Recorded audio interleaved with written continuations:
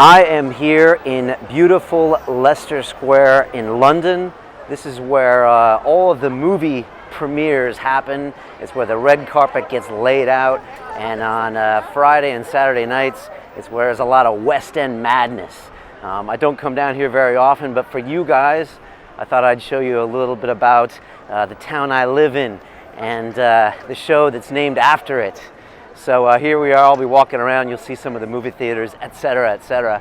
I just wanted to say a big thank you to all the support we've had for the last two episodes that have talked a lot about psychedelics. We've had big retweets from the people at Arrowwood and the people at MAPS, not to mention Graham Hancock himself for promoting his show and the DMT episode. And I just feel really fortunate. It's been nothing but positive comments about the DMT show with lots and lots of views, and I didn't really expect that. So I really appreciate everybody with that support.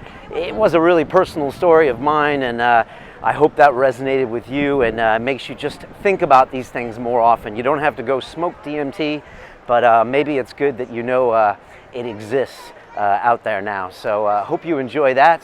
I'm going to take a little bit of a walk around here so you can see what's going on.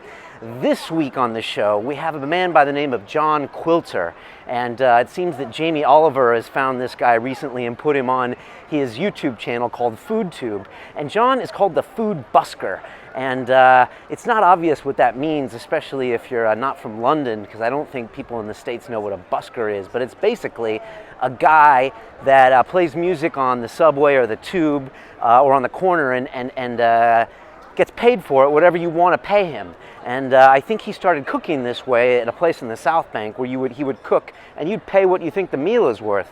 It's quite a risky and controversial business strategy. And what John does now is he cooks for musicians kind of on the shows, and he also does it at concerts. I think he's cooked for Kanye West and Beyonce, and he knows a lot of the people in the music scene, and it's a nice angle on cooking.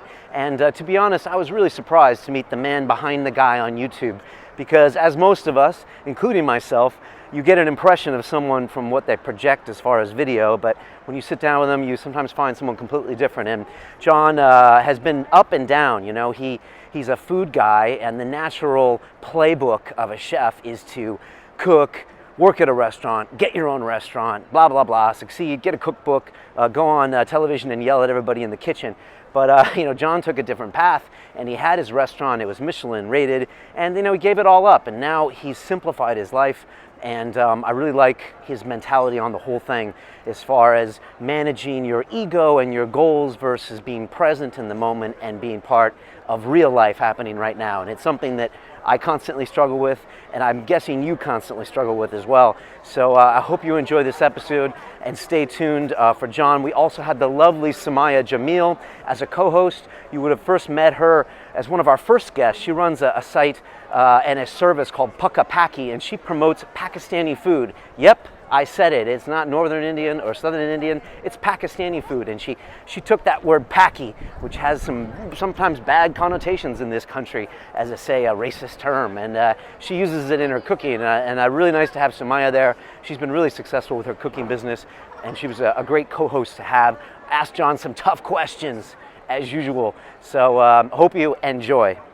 I've just released a video that shows my morning routine at London Real, and it's pretty goddamn accurate. I walk in the studio, and before I get down to the computer, I cook up some bulletproof coffee. And you can see me making it with the grass-fed butter and the MCT oil. Check it out if you like. I'm a big fan of the bulletproof process. I have it every morning now. I can't even conceive of not drinking coffee without butter in it. I know that sounds strange. So there you go. It's a lifestyle for me. I feel like I'm in great shape. My mind works great in the morning, and I think it's due to the MCT oils and everything that's going on there. So if you want to check that out, you can click here, or there's a link below, and come to our website, or just go get the bulletproof itself. You can go to Upgrade itself in the States, or you can go to the guys at X-Brain here in Europe. Yes, X-Brain supplies all the bulletproof products and the On-It products from Joe Rogan and Aubrey Marcus here in the UK and Europe. There's no foreign exchange issues, there's no customs issues, which can be a real pain, and it's at your door in like 2 days. So you can have a bag of bulletproof coffee and a bottle of MCT oil basically on Tuesday. And if you want to check out this lifestyle, give it 3-4 weeks, I'm telling you, It's going to be awesome. So check them out. X-Brain also has a multivitamin I've been taking and some other products like Colin Cleanse. And I really like where they're going with that. So check them out too. And that's pretty much it. We've got Dan Hardy next week. Please submit your questions for him. I put a video out there. Ideally submit a video question or type one out.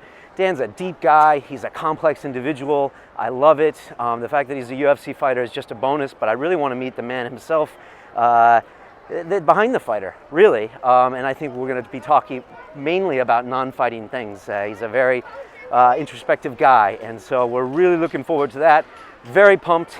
And there you go. If you want to give me suggestions for guests, or if you want to volunteer for London Real, be part of the community, send me an email at info@londonreal.tv. Tweet at me. I had a bunch of people helping me out this week with Final Cut editing. Thank you. If you do want to do some editing for us or help out in any way, send me a message. And otherwise, just the simple stuff. Share, tell your friends, and that's just the best thing you can do. And I just want to say thanks to everyone for watching. I always say, every time I meet a fan, I say, thanks for watching, because I really do appreciate everyone that does. So there you go. Now I'm going to give you the feisty Samaya Jamil and John Quilter, AKA the Food Busker.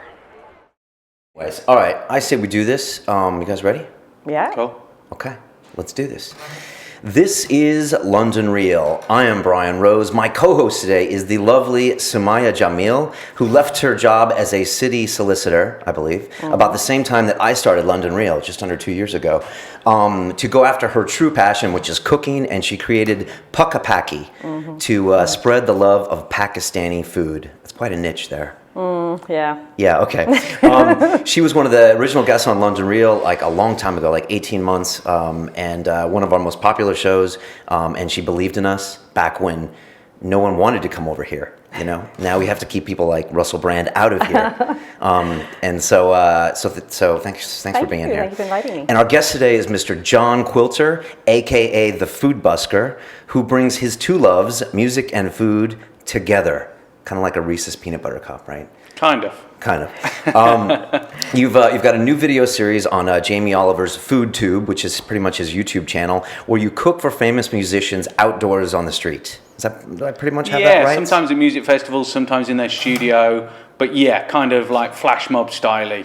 So not a beautiful studio or a beautiful kitchen, kind of down to earth. Right. Okay, very good. But you are, you have some legit credentials. You've consulted for like the Ivy, Caprice, Soho House. If you don't live in London, these are all like very cool and very nice restaurants. You had your own restaurant for a while, and you're on TV all the time on BBC Good Food and things like that. Welcome to London Real. Thank you. Nice to be here. I want to ask you both, where is my goddamn food? It's a reasonable question, isn't it? You're the guest. You should have come with something. This is the second time for Samaya. She promised us like Pakistani food last time. And I was like literally mouthwatering. I was like, oh, what's she going to bring? She didn't bring a damn thing. And showed up here the same thing. You know? You're just going to have to come over. I like to eat too, so and then I thought maybe John would, but okay, fair enough. I don't need it. But you've got this really interesting niche. Busker. That's an English term, isn't it? Correct. So yeah. if for an American like myself, what would you explain? How would you explain what a busker is to start off with? Well, a busker is somebody that sits on the street and plays his guitar and sings or performs in some way or another, and people pay some money for that. They essentially pay what they think that was worth. And the motivation for food busking is that I felt that food was very much middle class, middle age, and very exclusive. And if you look at a lot of the food media on telly, it was all about the best, the most expensive, top Michelin-starred millionaire chefs telling you what you should do. And that's not what I think the essence of food is all about. I actually think that the essence of food comes from a place of love. You know, it's like when you were a kid and you went home. When I got home, I didn't go, "Hi, Mom, how are you?" I spoke to my mother through the larder. I opened the door to the larder, looked in and went, "What can I have?" And it was a well-stocked larder with things that she'd made herself or that she'd bought. And that was, it was an example. It was an example of her love and her consideration and her care for me. And so I think that at the very heart of food is this gift of love. That's why hot buttered toast in the morning brought to you in bed tastes so good. That's why you have those meals you remember, and it's not the meal, right? Exactly. Well, it's the meal and the people. Absolutely. It's the whole thing. That's why blind tastings, actually, there's an argument to say that they actually miss a vital ingredient. It's the emotional ingredient that's involved. And so I wanted to get that element back on the menu, if you like, on the agenda. And I also wanted to do something that was more down to earth, more accessible. And so I looked around at different things, and music is a great, it's still got a sense of innocence to it, music has. It still has this sense of, I made this, and it's just a simple, joyous, I made this, check it out. And I wanted food to feel like that, or my food, my vibe on it. So for me, food busking is a music promoter's approach to food, essentially. And once you have a muse about what you're trying to achieve, then that kind of informs all the things that you want to do. And so that's why I went out there and did different wacky stuff that arrested people's beliefs and challenged them around their beliefs around food and performance and all the other sort of elements. And do you have a big history in the music business? Do you know lots of people? Did you play? Do you know what? Just before I came here, I got introduced to Ian Brown, the lead singer from Stone Roses, who was it's just literally around here. I know. Yeah, I'm lucky. I kind of know. I know all the big record labels nowadays, and a number of my friends were and are players in that industry. For me, for many years, when I was 20, the most important thing to me was what I was wearing, the trainers I was wearing, the club that I was getting into, and the music that I was listening to. Food just wasn't on the agenda, not at 20. And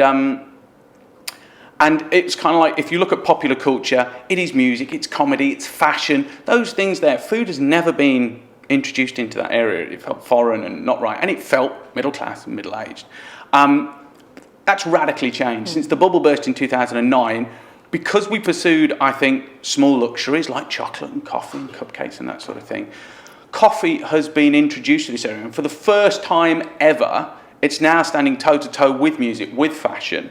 And it feels finally authentic for it to be there. And so that's what I'm all about, is that new dimension of food and how it finally feels vibrant in that area. Because now you've got 20-year-olds who go to Broadway Market and they're wearing their Nike Airs, they're on the fixed wheel bike, they've got the threads, they're listening to music, and now they've got that smoked salmon from the guy in Stoke Newington who cures it himself. It's become an aspirational brand that says so much about you.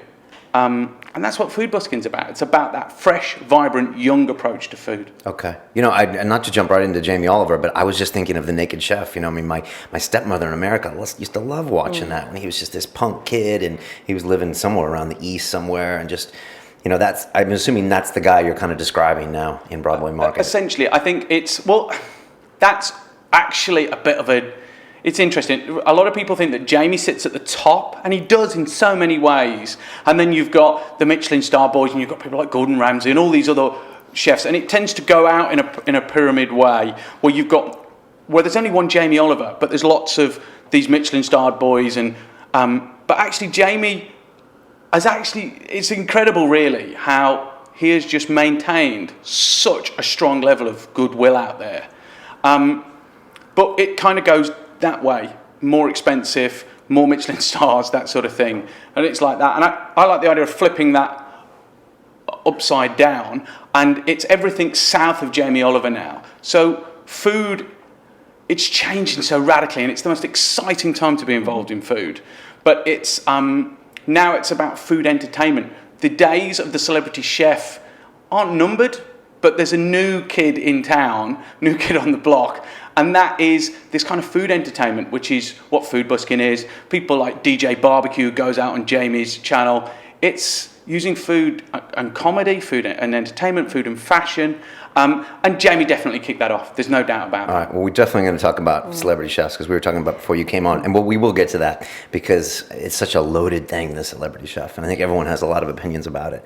But you're serving food backstage at these big concert get-togethers to some of the bands. And the first thing I thought is, what would they be eating otherwise? I mean, there are probably not a lot of choices, or these artists probably aren't used to having some really interesting food being served to them. Yeah. And are they embracing it? I mean, is this? Oh, it's really interesting because so there's 2 or 3 elements to that. There's the element that there's the perception that it's all rock and roll, it's all drugs and alcohol, and they've got no time for food, and that's actually not the case. I'm sure it is in certain places, but it's not all the time. It can't be, because you can't sustain that. And so food to artists, touring artists, is so important. Then the second element is that these guys are creators. They understand how important it is to get into the flow, to create a healthy environment for creation to happen. And as you guys know, what you put in your body, how you feel about what you're putting in your body, that gets you in the flow. It gets you into a good place. So these guys are absolutely passionate as hell about and knowledgeable about creating great food. So they've really embraced it. And because creating food is very similar to creating anything, creating music. So when you say food busking, they all go, oh yeah, I know food, I know busking, music. Okay, look, what's this about?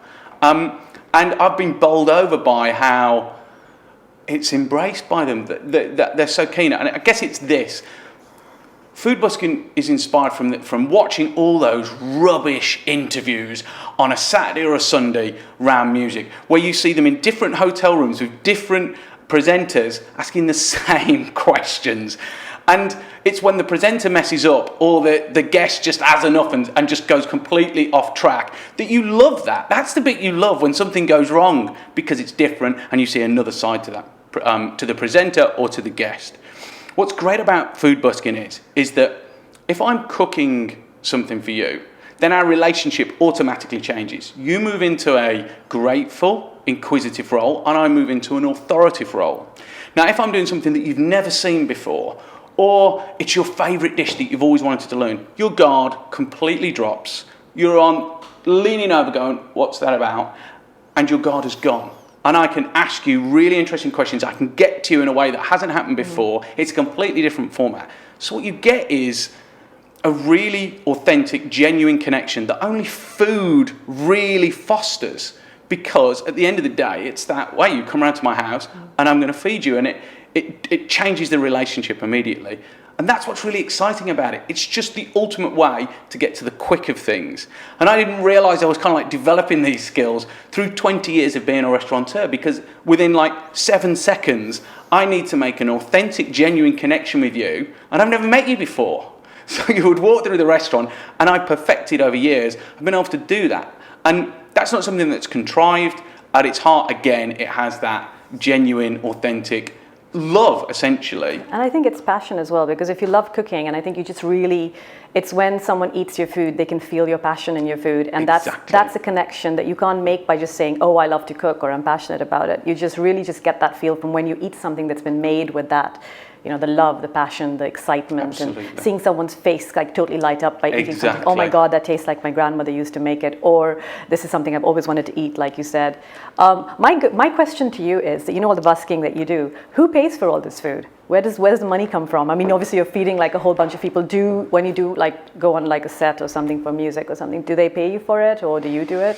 It's yourself, lots of different ways. So its original format was that I cooked down at the South Bank every Friday, Saturday and Sunday, and you came in and I cooked for you, and if you liked the food, you paid me what you thought it was worth. And if you didn't like it, you didn't pay anything. Now, nobody never paid, which I thought was really interesting. And in that whole 12-month period, there was only 2 occasions that I actually felt disappointed when people didn't pay. Now, that was part funded by the people on the South Bank that I worked with. So it wasn't the best business plan. And would it have worked otherwise? No, it wouldn't. Not in London. No, exactly. People just won't pay. They won't pay the price that's enough to sustain that business. Because Radiohead did that. They released their albums Yeah. and like pay Yeah. what you want. But then Yeah. again, they tour and they do all these other Yeah. things. So I think it's when you get to a certain level, you can do that. Yeah. It's really, and I've got to say, as a study of human behaviour, it was incredible. I didn't set out to do that, but it totally blew me away and what I learnt about people. I think probably the two most rewarding elements of that was the first one, especially in Britain, where we love rules in the UK. We love red tape. We are quite closed down, essentially. Yeah, love queuing. Oh, my goodness. An Italian observed that one time. One of my clients, he'd be like, Yeah. Brian, the English love to queue. Well, they love to queue so they can moan.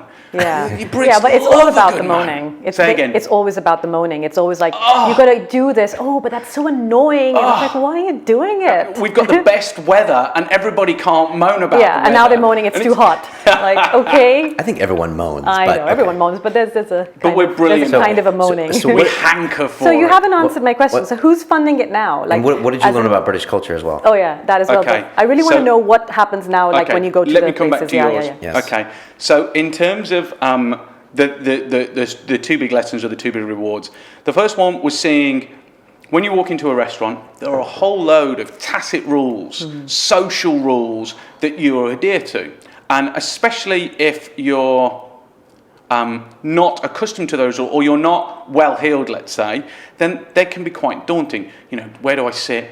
What cutlery do I use? What's the right tip? How do I behave? And they go on and on and on. And they can affect your emotional experience of that straight away. You would tend to just tense up. With this, essentially this thing that was no rules, you could eat this food. You could eat a 3-course meal and not pay a penny. You could go at any time. There were no rules. It was amazing to see how challenging that was for a number of people because there were no rules. And they obviously feel comfortable with those rules. The amount of people who hadn't tried fish or hadn't tried this that did because they felt so relaxed. There was no holds barred. So you've got people really breaking through barriers, really trying things that they'd never tried before. And it was also really interesting, the amount, and they were always British, that went, oh no, you're going to have to tell me how much you want for this. And I go, no. There was no suggested price. Nothing, Okay. nothing ever. And they would be like, oh no, I don't feel comfortable with that. And it was just really interesting to see how people really struggled with that. I think that's got a lot to do with the fact that we're quite closed down as a society over here. And then the other thing that was really rewarding about it was that it's just seeing people's behaviour around food and how they interact with it and how, because, you know, essentially, if you look at things from a bad relationship with food, you know, we've got second to America, we've got the highest levels of obesity, the highest levels, second to America, of anorexia, a whole load of different eating disorders. Just seeing how people interact with that, and it was incredibly interesting and incredibly informative, and I think that's going to inform what I do in the future going forward. In terms of who's paying for it now, so that was. My motivation for cooking on the street was only really ever to do something different. Food busking is always about a left field, original approach. So, and it was always the primary focus of food busking is meeting cool people and breaking down barriers with food. A new interview format, essentially. And so today, it's basically, I don't busk on the street anymore. I'm working with people like Jamie Oliver and all the big record labels and a load of other really cool people to start doing these food busking ideas. I worked with Adidas recently, did a great thing for the Olympics where I made different types of popcorn and then you played rock, paper, scissors. If you won, you didn't pay for the popcorn. If you lost, you had to pay for the popcorn. So it's not about the payment really or whether it's a business model. It's more about an alternative approach. Okay. Does that answer your question? Okay. How did you hook up with Jamie? What's Jamie really like? And can you tell us about this series that you got on his YouTube channel, Food Tube? Okay. So so this whole thing has been it's layers, moving up. So I've funded about 3 pilots out of my own pocket because I believe in this, and also because it was original and new. It was too fresh for the sort of mainstream, and by doing those sort of things, was able to recruit people to the cause, and it was lots of beautiful synergy really. So some talent agents absolutely love me. one of their husbands was the director of Universal Music. Paul totally bought on and introduced me to Island Records. Island Records completely opened their roster. I did a pilot with one of their really cool artists, a guy called Angel. And so it's been about recruiting people to the cause. So now I work with arguably the online producer of video in the world, a company called Diagonal View. Super cool business based here in London. And these guys produce, they manage Rio Ferdinand's channel. They manage a host of channels. I think it's got like 7 or 8 now. I met those guys last week. Yeah. Okay. Yeah. Matt Hyman's the guy behind it. It's just such a great guy. And they've got like 2 billion hits worldwide. And what's great about Matt is he's about creating original content and before it starts really, and so he saw that there's a conversation to be had around food that's fresh and new, and saw that food busking was really about that. So he got on board developing the digital vibe, and then Jamie's production company, Fresh One, I met one of their key producers, a guy called Lauren Aubrey, who wanted to develop me for TV, and so I thought, well, why don't I bring these 2 guys together, because Jamie had just launched his FoodTube channel. Those guys just kicked it off, and we got commissioned to do 6 episodes. So worked with Sony Music, Storm Modelling Agency and Island Records with a host of great talent, and shot these really quick formats where it's basically me cooking a dish with the star. There's lots of different ways that this can go, but at the moment we're keeping it down to that sort of thing. Just to two of you? So it's me cooking with the musician. Okay. So one musician, or it could be a group? It can be a group. Okay. Yeah. And you got 6 of those in the can, already finished? Yeah, we the first one went out with John Newman, who's at number 1 at the moment. The second one goes out today with a couple of really cool girls from LA called Deep Valley. Again, really big. Then we work with people like Nina Nesbitt, really huge. Yeah. We've been really lucky to work with some great people. And the whole strategy behind food busking was that I'm relatively unknown in terms of main TV, and so I wanted to create a way that I could raise my profile and get noticed. And so the idea was to piggyback off these people who've got huge audiences, 1 million followers on Twitter. And it's worked perfectly with the first episode because John Newman is at number 1. He's sold X amount of tunes. He's at the absolute height of his popularity at that time and the most active, and I happen to be right slap bang in the middle of that. So as a strategy, it's worked really well. Sounds like London Real strategy. We just have famous people on and right off the back of that.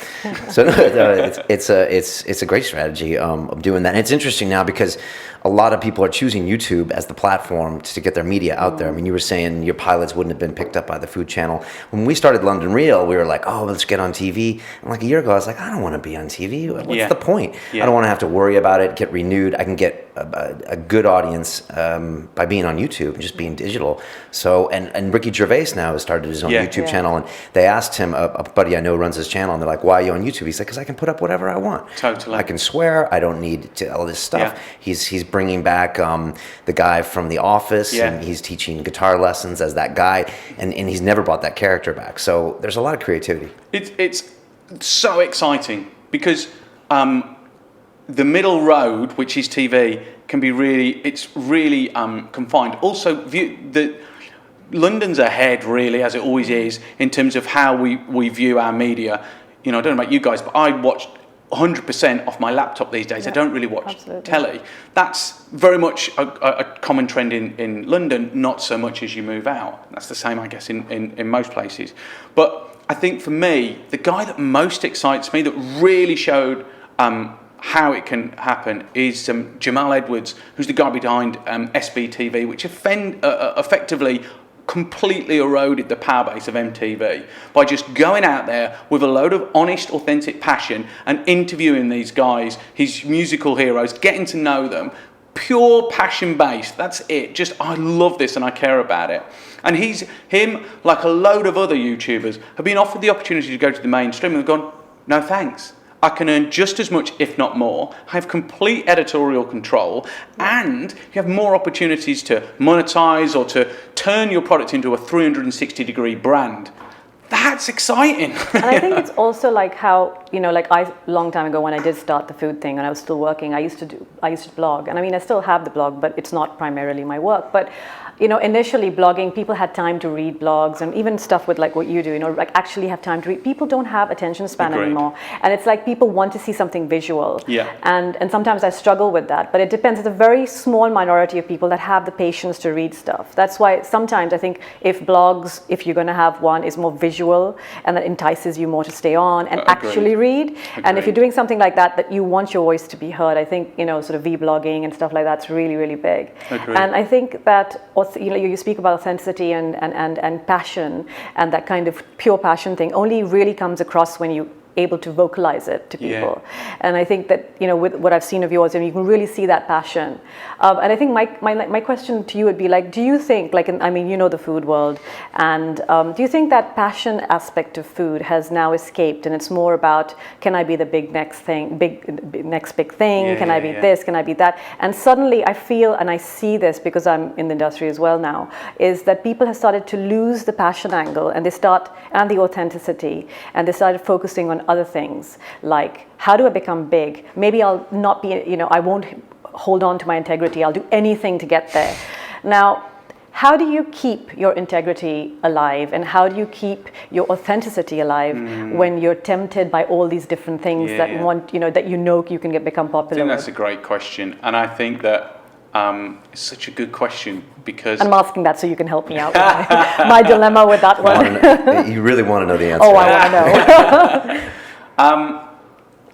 know. I don't know for other people. All I know for me is that 4 years ago, I was in the wrong place at the wrong time doing the wrong thing. I had got everything that I thought would make me happy. My restaurant was in the Michelin Guide. It had won Best Newcomer in Manchester. I was getting on telly. I had the trappings of a successful business. Yeah, it wasn't punching my card. I didn't feel satisfied. And I knew that I was in the wrong place at the wrong time doing the wrong thing. And so I gave it all up. I turned my back on that and said, I'm never going to pick up another pan. I never want to see another customer again. And committed to, and I asked myself, if I never make the money, or if I never have the success, what do I want my life to look like? So not run by those capitalistic motivators, which I think we all did about 5 years ago. Or an awful lot of people did, and that's why it's a radical change. And what I found out was that that for me, I work really well when I really believe in something. In fact, I'm contagious, and it's wonderful, and that's works really well. And it's interesting as well that when I did my first live performance, I did it, and I came off, and I was like, I nailed that. Oh, so good. I was brilliant. Then I watched it back and I was like, who's that idiot? I was terrible. Yeah. And it's because I was acting, I was thinking that's what people want to see. And then as I've gone through my journey of learning to be a performer, which is a strange thing because it is a performance, but at the same time, my performance is best when it's real. And I guess that's the great thing about being an actor, is learning to bring reality to this performance. And what I saw is the more I was myself, the better I was received, the better I looked, the better I came over, the more convincing it was. And so that's been the real guide for me in my life, is that what I do has to be authentic. Yeah. I could have very easily gone and followed some other way, but I wouldn't have been it just wouldn't have been that good. No, that's great. I mean, I totally believe in that. But I think that what happens is that, when you're doing things like what you're doing, you're trying to get ahead, especially in the food world, which is highly competitive at the moment. And it's all about trending, and also all about what's cool right now, and tomorrow it may not be, and something new may come up. And I think that the whole time that you're being yourself, you also have to have a strategy, and you have to know where you want to get to and how you're going to get there. And I think playing the role and playing the game and being normal with all of that, I think, at least to me, I find the hardest thing for me is, how do I stay consistent? And how do I always grow? It's like Jamie has grown, like he's done what he did, and now he's grown, but he's obviously stayed authentic to what he believes in. But I think that what you see is, that people oversell themselves and without actually knowing where they're going, because it gets all very exciting when you start getting noticed by big people and Yes. you get, you know, so you get sidelined, you're like, oh, you know, so and so likes me now, and how do you keep real within that kind of format? How do you start always saying, I don't like celebrity chefs, but then suddenly you get celebrity chefs liking you, and are you being unauthentic if you say, hey, I'll actually go with them because I didn't like them before, but they're kind of helping me out. So how do you stay true to that? Okay, I think the secret to life is a paradox. Is that I think that it's two opposing belief systems. Is that if you just totally focus on on one belief system, it's a paradox. It's holding two. Now that sounds like, oh, you sell out when the money comes. No, not at all. So I'll hold that as one thought. And I think that for me, I know that I will sell out at my own detriment. That it's always got to be authentic. So, and I think that you have to. I don't know about other people, but for me, I have to be true to me. I have to live with myself because, you know, I moved down to London 3 years ago with no money, no friends down here, and no job to go to, and no funding behind me at all. Just went, London's where I need to be. I know that's where it's at. I'm going. And there's been lots of really difficult times when the money's dried up and it's like, this isn't working. But what I learned was that at those really dark times when it's really difficult, that's the time when you go, well, I really care about this. This is what makes me happy. And that's what gets you through. And I think that you learn that that's the secret to your success. So when you move up the chain and you start getting bigger gigs and you start getting more money, you know that's your secret to success. You know that. And other people have sold out and this, that, and the other, and maybe they don't get burnt. But for me, they lose that special je ne sais quoi, that special thing. And I think that, you know, for me, if you look at Jamie compared to Gordon, you know, Gordon's lost it for me, and whereas Jamie hasn't. It's amazing how he's just maintained. You know, he's not as edgy and as cool as maybe he used to be. Although actually, he's doing some of the most edgiest and coolest stuff he's ever done on YouTube, and his personality as an entertainer and as a comedian is really coming through now. And like you were saying about Ricky Gervais, these guys are free to really explore, and it's got that frontier feeling on YouTube that is so desperately needed. So, you know, it's like, I don't know if I'm satisfactory answering your question, but I think that it's about all I know is that I have to stay true to what I do, and that I always have to bring an element of my contrary left field approach to what I'm doing. Okay. As good as it's going to be answered. You know, I know you've hung out with like some pretty famous people. Like you've either cooked for Robert Plant of, you know, Led Zeppelin, and Kanye West. I think you hooked him up with a beverage. And I mean, is there a metric that's going to be like your ultimate success? I mean, you don't sound like a guy that's that obsessed with these certain things since you had the restaurant and lost it. But what is your metric? Is there like a certain musician you want to cook for, or do you want to, you know, get so many views on YouTube, or do you want to be at this festival? Or it's another really good question. I don't think I've ever thought about that. You know, it's interesting. The only musician that I ever kind of worshipped, if you like, I just met him before this interview, Ian Brown from Stone Roses. And it was just like, hey, how you doing? You all right? Nice to meet you. They just had a documentary out, right? Say again. I think they just had a documentary about them. Yeah, recently. Absolutely. Well, they're huge, and they were the band that defined my time going to the Hacienda, being in Manchester. But now I know guys that know him. I know his brother. Things change. I don't think there is. I don't think there is. You know, I obviously have goals. I would like to do my own television series. And I guess that's, I don't know, I really believe that I think the key is not getting attached to a whole host of things. That's really good, yeah. And it's like, you know, it's that paradox again. It's like, I'm incredibly passionate, very driven, and hugely ambitious. But at the same time, you just got to let it go. And I think it's all about not being hung up on one thing. Like a lot of people, I mean, I know lots of people who are in food and, are sort of at the same level as me, starting off, doing stuff.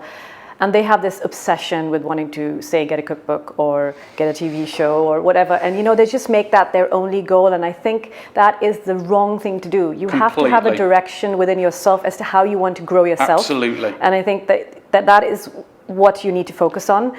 And it's this whole, because I write a lot, so I always feel like everyone thinks, oh, are you going to have a cookbook? And yeah, I wrote my book proposal, and yeah, it's out there at agents. If someone picks it up, great. If they don't, it's not my be-all and end-all. And it was for a little while, and I fell into that trap, and I was like, if I don't have a book published, that's it. Everyone has to know about Pakistani food. But, it's not about that. I could find an angle to it, and I've learned that very recently, that I've been hanging on to and clamoring on to something. But it's not what you need to do. Absolutely. As long as you, for you, it's cooking with musicians, not, even if it's having your own TV show, I suppose you'd want to have it to the authenticity of what you believed in right from the beginning. It's interesting. It's, for me, food is almost not the primary thing, it's people. Yeah. That's what really excites me. Exactly. And food just happens to be my guitar, if you like. And going back to that point, you're absolutely spot on. And I think that, it's got to be worthwhile. The means has got to be worthwhile. You've got to enjoy the process. If you're not, you've got it wrong. It's not working. And I think that's why when I went through a big life change 4 years ago, I asked myself, what if I don't make the money and I don't have the success, what do I want my life to look like? And I think what really helps is don't be specific, be general. Specific is, I've got to have a cookbook, I've got to have this, I've got to have that. No, that's not going to work, because you're just going to have this repetitive thing of, this is what I want, it's not here, it's not going to happen. Yeah, and if you have a cookbook, so what? Yeah, exactly. Big deal. Absolutely. It's not going to make you money, Absolutely. that's for sure. And I did say, I really want a book. And I think then I went back to questioning myself, and I'm going to ask you that as well, is that what is it that I really do want, Yeah. For me, my personal passion is I want people to know about my cuisine, but then I ask myself, why do I want them to know about my cuisine? It's because I'm passionate about it, and it's different from other cuisines, and I don't want it confused. And that, to me, became my goal. I was like, okay, I want to make people taste and feel different. Say, hey, I've never tasted this before. Totally. I want to know more. Yeah. So learn from taste and learn from the experience of it, rather than being like, oh my God, okay, here's another cookbook. How many people are going to pick up a book if they see the word Pakistan, or we see the India or Kerala or Bangladesh? So it's all about getting people to taste. And I suppose that's what I understand with you. And what is it that you feel that, like I said, that's my little goal. What is your goal, as in, just a small little tiny goal that you may have, wanting to get the TV show or what is the goal that you want to achieve from all of that? I think the primary generator for me is people. So I think that it's about trying to get drilled down into the subconscious and trying to understand what is the essence of what I'm trying to achieve. It's not a cookbook, it's not a TV show, it's none of that stuff. They will be the symptoms or the consequences from a much deeper thing, which is rooted in that I felt that food was all about middle class, middle age. It was exclusive rather than inclusive. Absolutely. And my primary goal is about people. That's why, I could just be doing recipes, but that's not really going to do what I'm trying to do. What I'm trying to do is do something with people. And it's really interesting. It's such a good point. This thing about sort of focusing on one thing is that for me, producing films is absolutely key to me, but it doesn't have to be on telly. But producing that content is vital, because essentially I didn't do very well at school. I've got dyslexia, so I academically was considered a failure for many years. But actually now, you mere mortals, you probably see about 8 images per second. A dyslexic can see up to 28 images per second. We're very visual. And so now I understand why I'm driven to create these films and to do that stuff. But it's about, that for me is, so when I relax the specific idea, i.e. I want to make programs or I want to be on telly, then it's come to me in loads of different ways, working on a restaurant concept at the moment, working on a coffee business, working on the food Busker, then presenting at loads of different, it's suddenly become a avalanche, if you like, of lots of different ways for me to use those skills that come under the umbrella of my primary goal, which is about, using food as my sort of guitar to break down those barriers and to spread the culinary love in, basically. I think a lot of people forget. I mean, I'm very goal oriented. I'm sure you are. And it's they say about a goal, it has to be specific. It has to have a timeline to it, but you find a lot of people set those goals. It happens a lot in jiu-jitsu, the martial art I train in. Guys will work their whole life for a black belt, and they get it, and the next day they literally don't know what to do with themselves. Exactly. They're depressed, and so it's important to live in the present and live in the moment, and know that what you're doing every day is fun. I mean, I have a lot of fun doing London Real. So like one day I want to interview the hip hop artist Ice-T, and that would be one of my goals. But if I don't, this is still fun. So I have to make sure it's still enjoyable. It's that paradox. Have a specific goal, but keep it general. Exactly. You know, it's like have a goal, but don't get attached to it. For me, it's a paradox. It's always a paradox, and especially in Western society, we're so right brain, logic, goal orientated, and you've got left and right. You've got to mix it up, yin and yang. You've got to. Yeah, and I think that's something I really realized, because I haven't been born and brought up in this country. So when I was brought up in Pakistan, everything is shown in your face, and there's this very competitive thing of being like really good at school, and that's all that's ever thrown at your face. And I was like, screw that! I don't want to be good at school. I just pulled through. But I think that I really, when I moved here about 7 years ago, that's the first thing I noticed, how in school everyone's just trained to think in this one way. And then I worked in a law firm. I worked in the city, and I realized that there were all these trainees who would come to, and I had never been a trainee. I just worked as a lawyer back home, and then I transferred and I started working here. And and everyone said, you've got such a wide way of like looking at law, because I used to do finance, but I used to see litigation, and I used to see tax, and they're like, how do you see that stuff? Because we're like this. I'm a finance lawyer. That's all I see, and that's the way that people live their lives here is it's just one-dimensional. And I think the great thing about food is it's multi-dimensional and many times fold. And one thing I really find interesting is, you said that when you were busking and people wouldn't pay, like they didn't know what to do, they got uncomfortable. It's that because it's that one-pointed thing. You buy something, you pay for it. You pay for something, you got to consume it. It's like people in England will never complain, and I find that so difficult, because all we do in Pakistan is complain about everything. So I find that's something quite interesting. For someone listening that doesn't know like what the London food scene is like, because like if you've never been to London, like I came here 11 years ago, and the food scene was very different. It was probably better than it was 20 years ago. But like for someone who doesn't know, you could argue that London's probably had the most growth when it comes to food scene of any major metropolitan city. For sure. Because it was in the dark ages a little while ago. But like, could you just walk us through, like, I know it's a big ask, but like the last 10 years and like what you think were major milestones? Because I had a Brazilian guy that came here one time, and he's like, Brian, I hate London because the food's horrible. And I was like, this is the best food in the world if you look for it.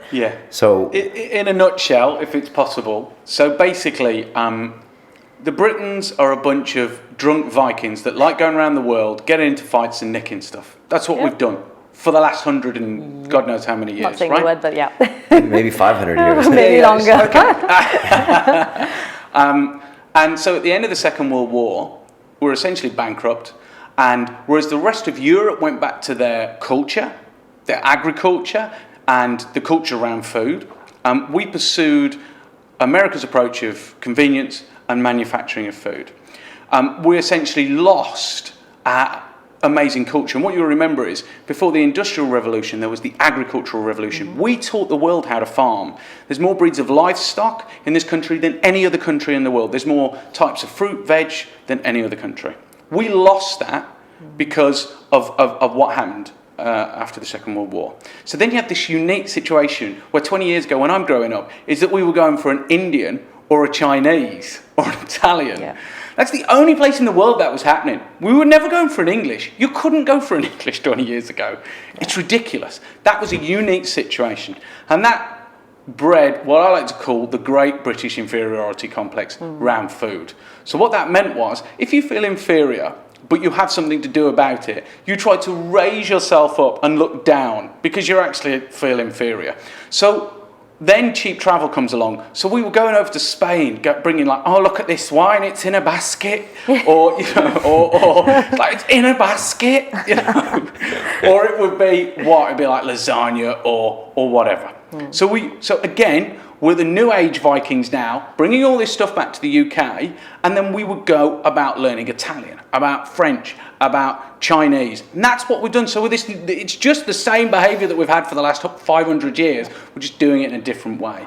And what's happened is that we went full circle. We've got such a wonderful selection of all those different cultures. And then what's finally happened is that it's this generation in the 20s that don't have an inferiority complex anymore. Because finally we've fought long and hard to get great produce, great British produce out there, great English restaurants. The French Bible, La Rose Gastronomique, says that the produce from the British Isles is some of the best in the world.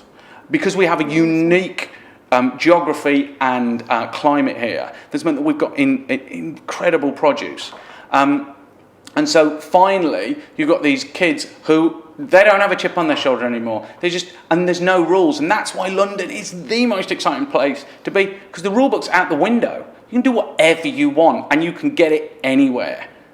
And I think it's also a change and shift of people, I mean, the new age sort of British people, to how they view immigrants in this country. Yeah. And I think they're a lot more open to it, they're a lot more comfortable with it. You know, I suppose I didn't grow up here, so I don't have that experience of how, you know, you may have felt as an immigrant in the 70s and the 80s and the 90s. But I know friends who have, and they now say that, you know, life is so different because people want to eat our food. And that's a dilemma that I have, trying to pitch Pakistani food, and people actually understand that there is a difference now. Yeah. And I think it's not, you know, it's all that misconception of a curry being somewhere where you go when you're drunk. Now it's about, I want to know how that specific curry is made. And since I teach cookery, I now really realize that people actually, and all of my students are not like Asian background, they're mainly just like British English background. And that's the beauty. They're like, we know that there's difference. We want to know what the difference is. And that comes from being comfortable within yourself. And I think that's, you hit the nail on the head. People don't have that inferiority complex about food, about people, about immigrants that have, like, fourth generation immigrants that grew up and don't even know their roots.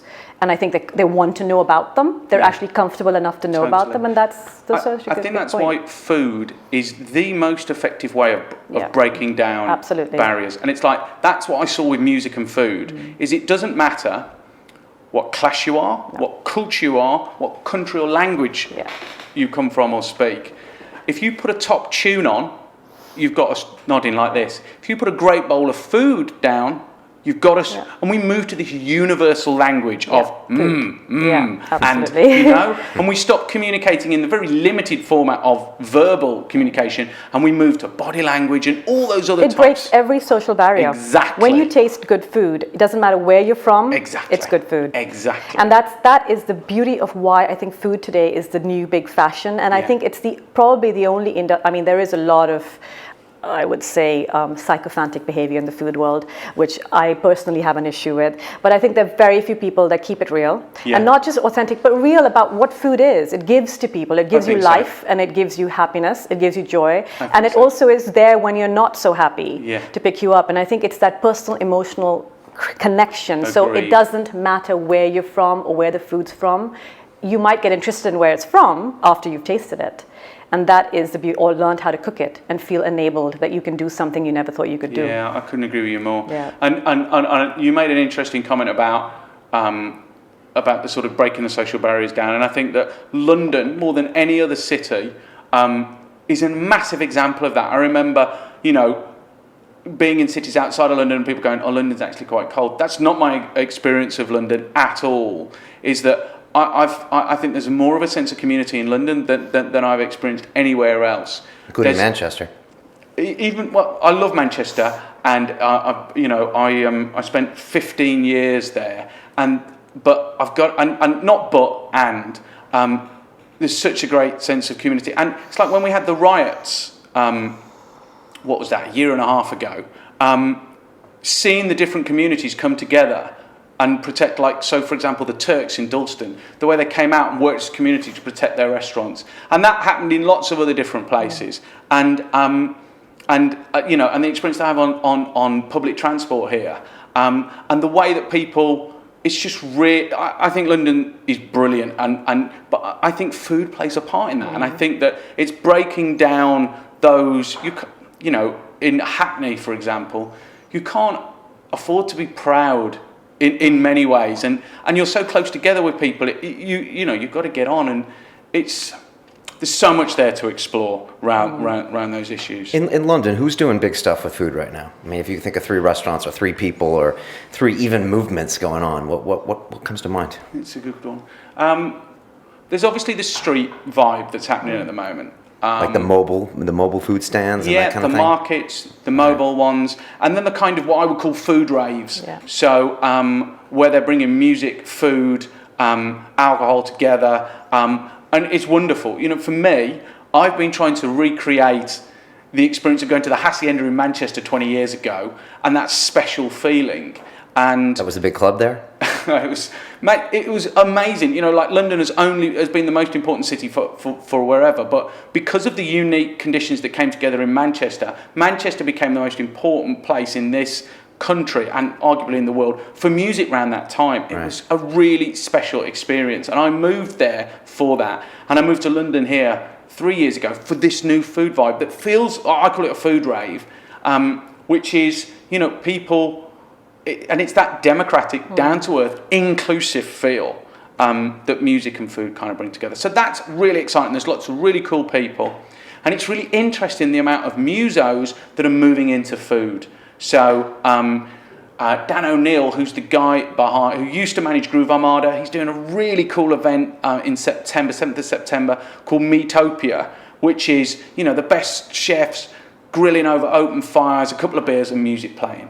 Perfect. Now, I was in Glastonbury a few years ago, and the food choices were shocking. Yeah. And I'm supposed to go to the Love Box on Saturday. I know Grandpa's going to the Love Box, and I'm already imagining the food choices being shocking.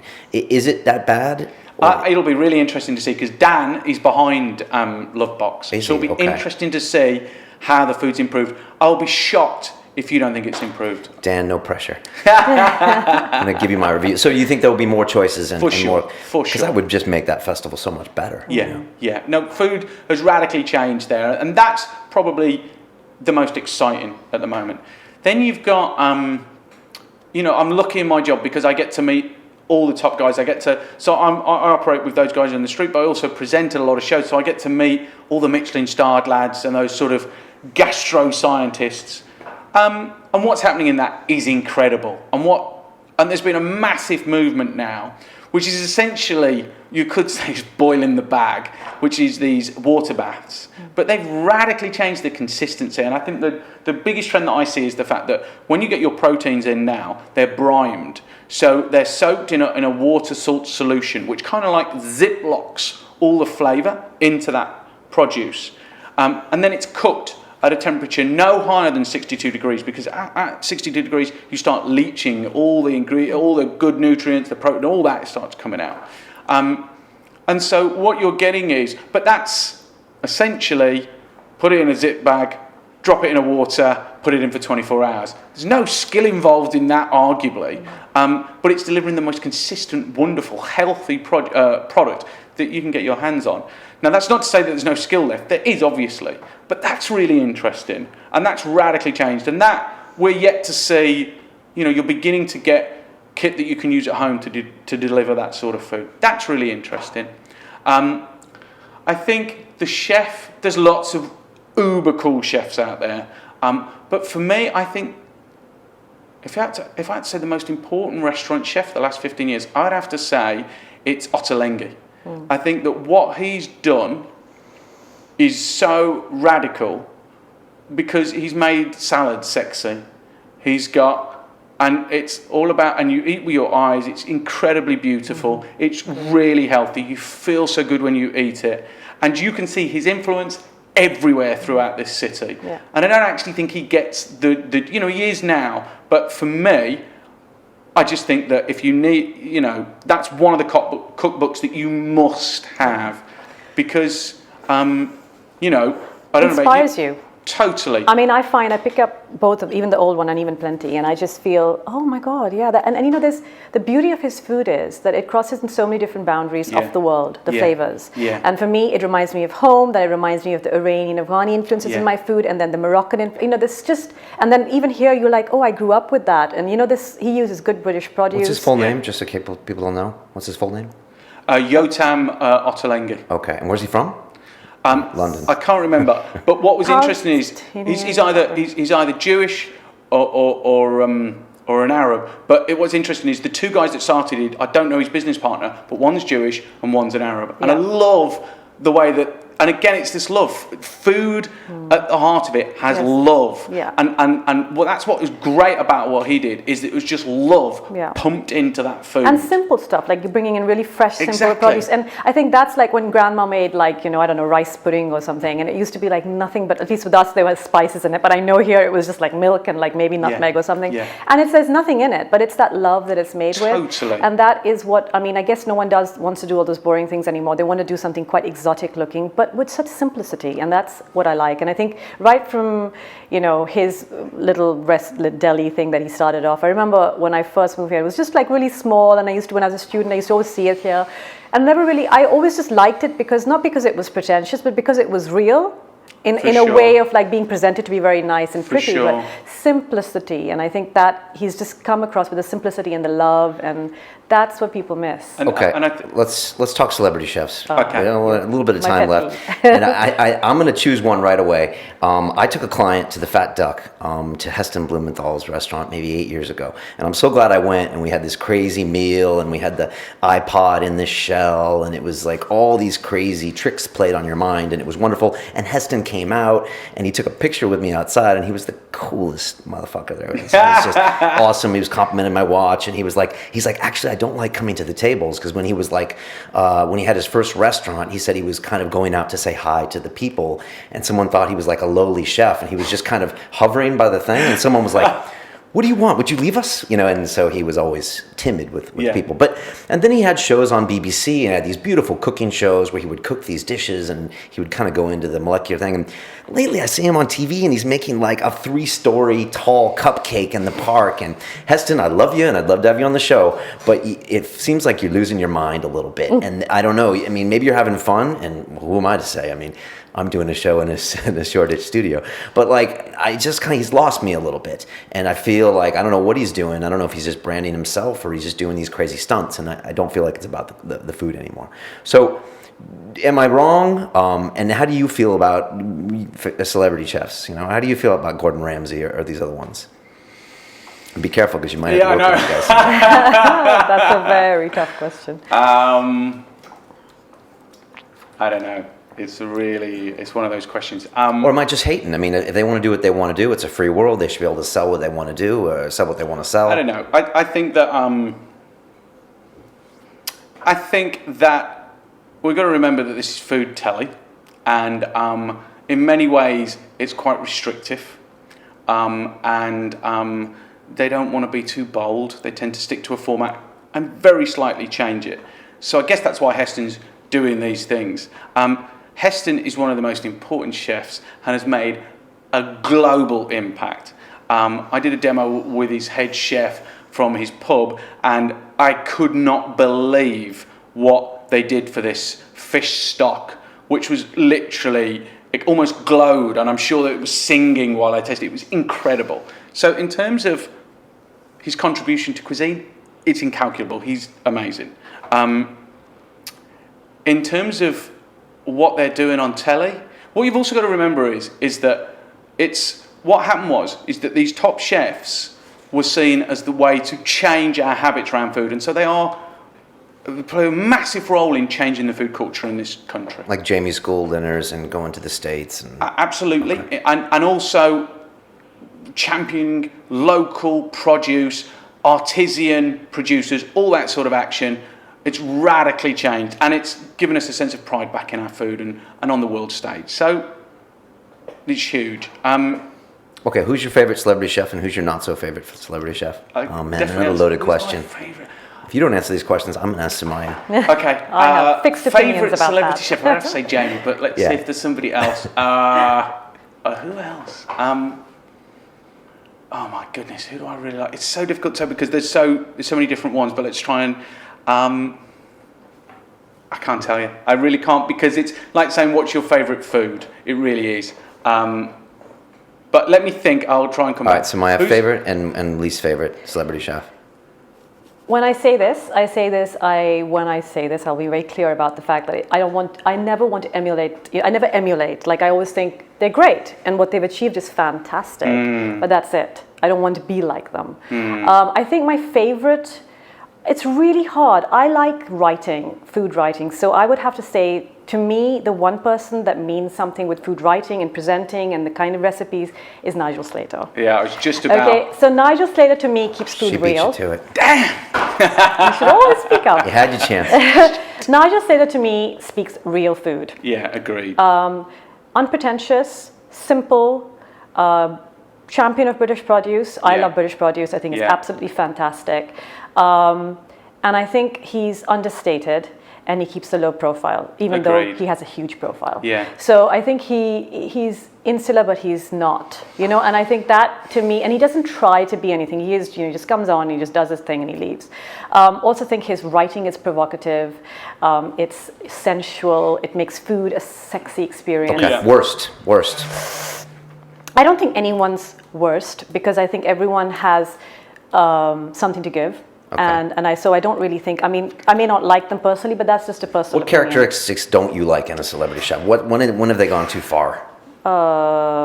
Maybe Gordon Ramsay with all the abusing. With all the Hell's Kitchens? Yeah, I and- think it's, it just takes away from food. I think it takes away from what they're doing, which is food. I think he's talented and I think he had a lot to give and that's all great. But just, lay back. Like I think when he went to India and stuff and the way, just be a little bit careful when you go to a country about yeah, you're great, you're huge in your own country, but respect tradition, respect culture when you go there.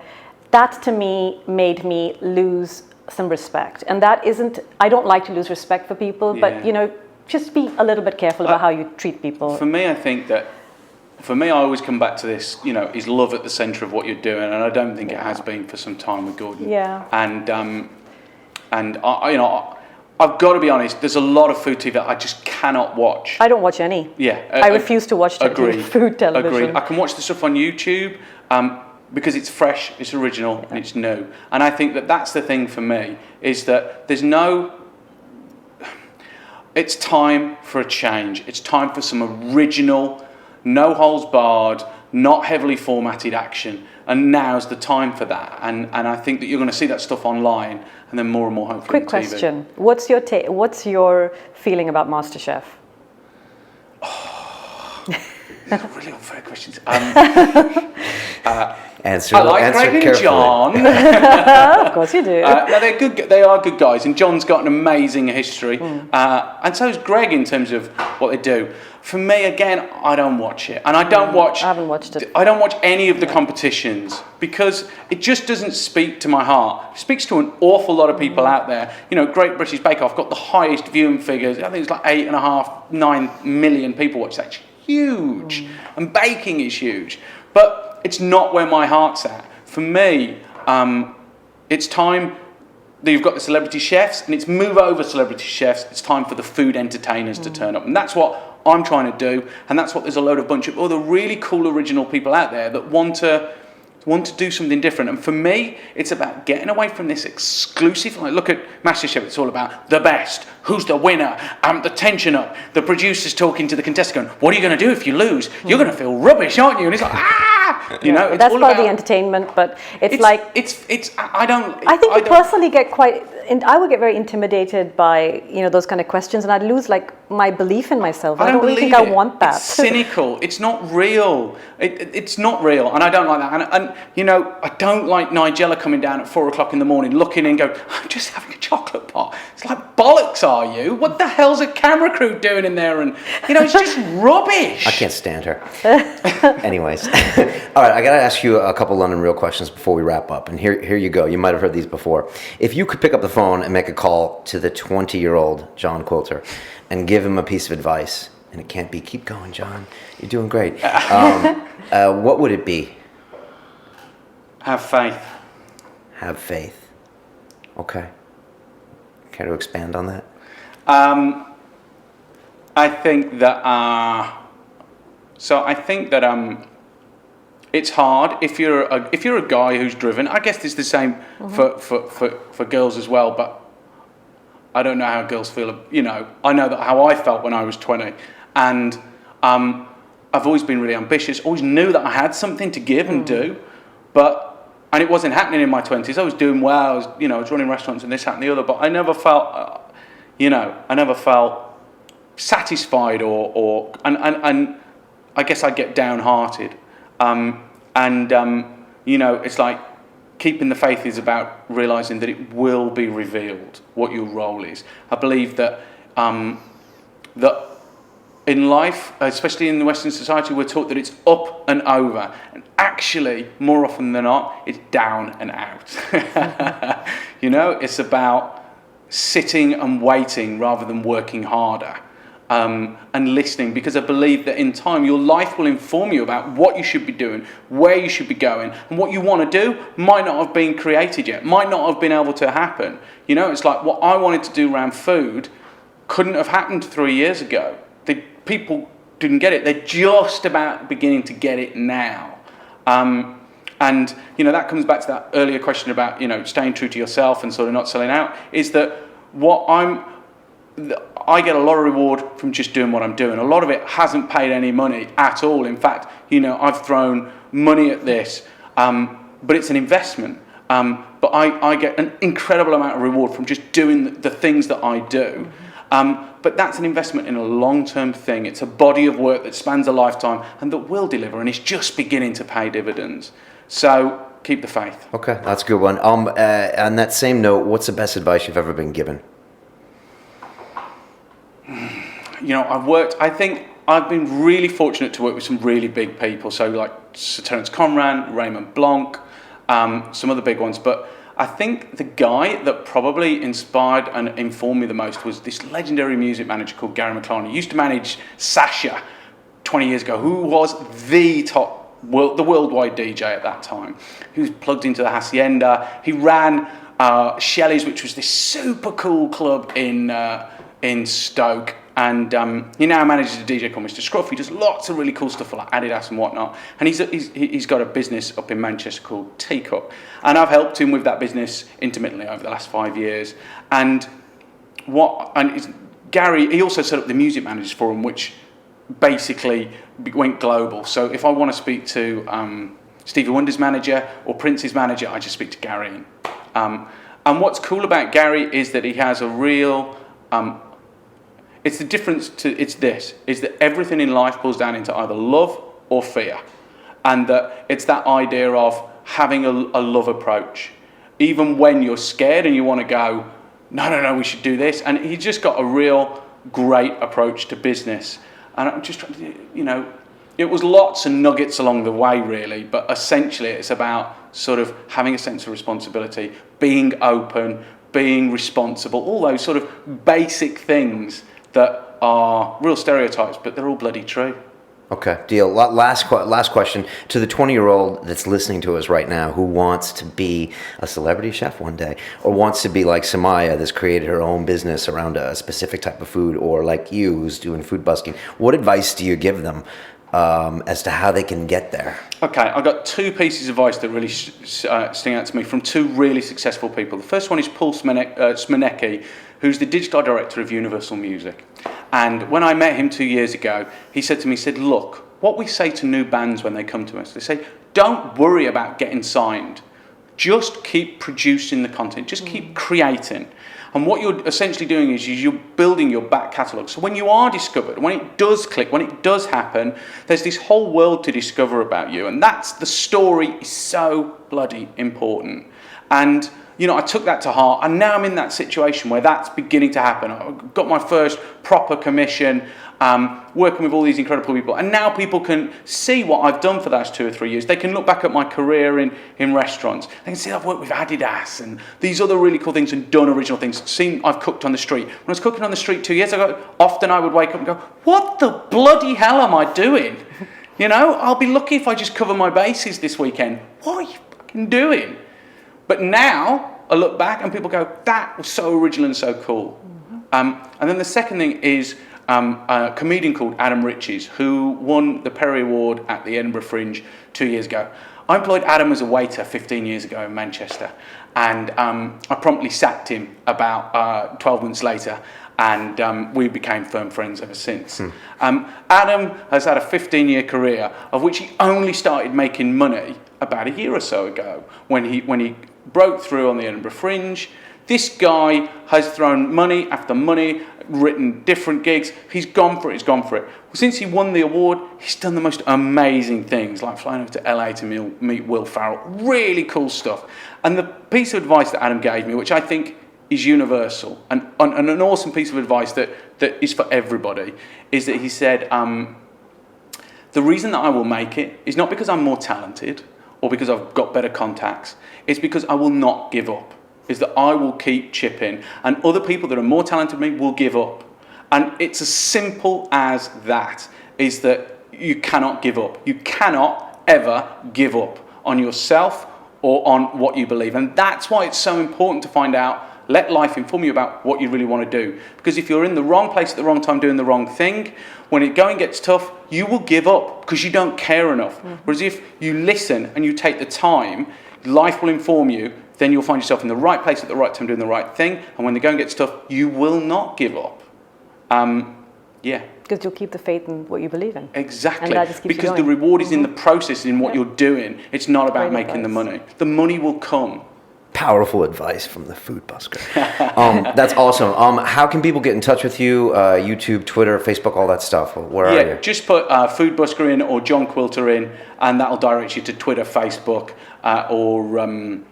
or my website. And if you want to watch the action with Jamie, then just put Jamie Oliver Food Tube in, and boom, you will be there. And you get 6 episodes total on that. Second episode goes out today. Right. Then we've got 4 more, and then we'll have another recommission, and there's other cool stuff afoot. Okay, so Maya, what's going on with Pukapaki in the next few weeks? What should we expect, and how do people get in touch with you? Just PUKKA, PAKI will take you to everything that I do.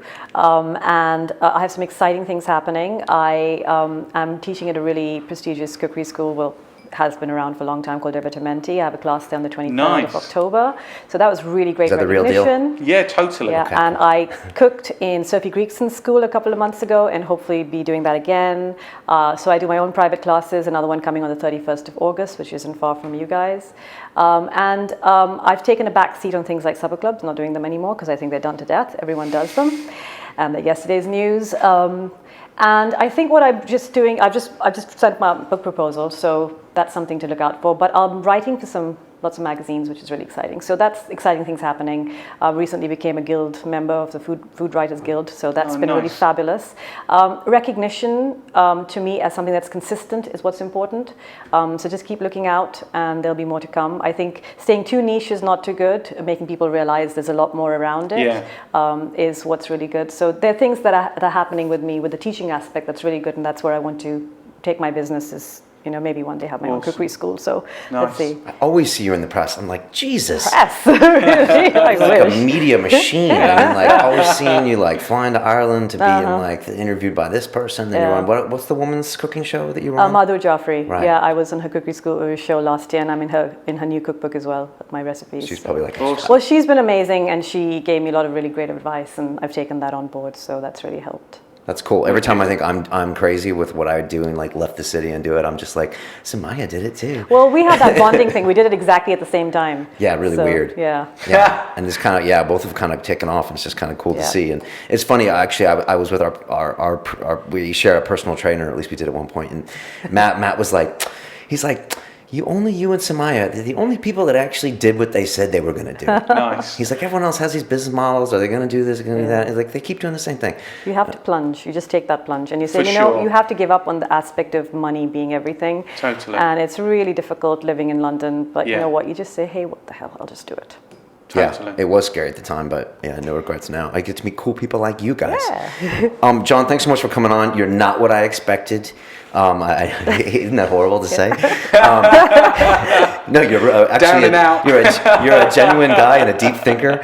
Not what I expected. No, really nice to get your some of the advice you gave at the end is some of the best we've ever received, and we've had some great Good minds with that sitting in that chair. So all the best to you. I love the whole vibe. I love the whole music thing, and I like that ultimately you're just trying to communicate, which is ultimately all we're doing here, anyways. Totally. So I wish you the best of luck with that, and yeah. Awesome, and the same to you too. Thanks Thank for you. having me. Okay, until then, it's about the journey. Welcome to London. Some powerful psychedelics, such as psilocybin, are now being tested in certain clinical trials. For example, as a possible cure for depression. Yeah. For example, dealing with the anxiety.